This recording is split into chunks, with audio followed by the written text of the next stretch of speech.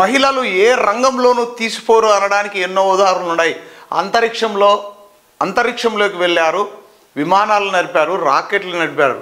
కానీ పేకాటలో మేమెందుకు తక్కువ అని పేకాట కూడా నిర్వహిస్తున్నారు, పేకాట ఆడుతున్నారు. ఏకంగా సత్యసాయి జిల్లా కదిరిలో 6 మంది మహిళలు పేకాట ఆడుతుంటే పోలీసులు పట్టుకొని వాళ్ళ మీద కేసు బుక్ చేశారు.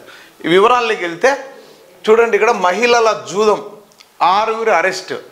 తప్పేం లేదులే దాంట్లో, ఎందుకంటే అన్ని రంగాల్లోనూ ముందడుగు వేస్తున్నారు మహిళలు పురుషులతో సమానంగా.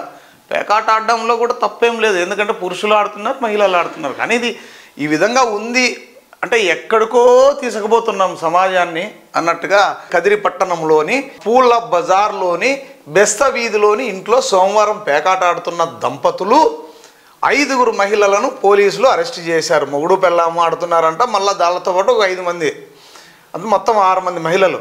వారి నుంచి 50,000 స్వాధీనం చేసుకున్నట్లు పట్టణ సిఐ నారాయణ రెడ్డి తెలిపారు. ఆయన తెలిపిన వివరాలు ఇలా ఉన్నాయి. పేకాటపై రాబడిన సమాచారం మేరకు ఎస్ఐ బాబ్జాను సిబ్బందితో కలిసి దాడులు చేశారు. పేకాట ఆడుతున్న 7 అరెస్ట్ చేసి కేసు నమోదు చేశారన్నారు.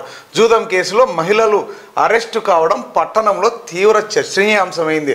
మున్సిపాలిటీ పరిధి కుటాగుళ్ళ శివారులో జూదం ఆడుతున్న 11 మందిని కూడా అరెస్ట్ చేసినట్లు సిఐ తెలిపారు.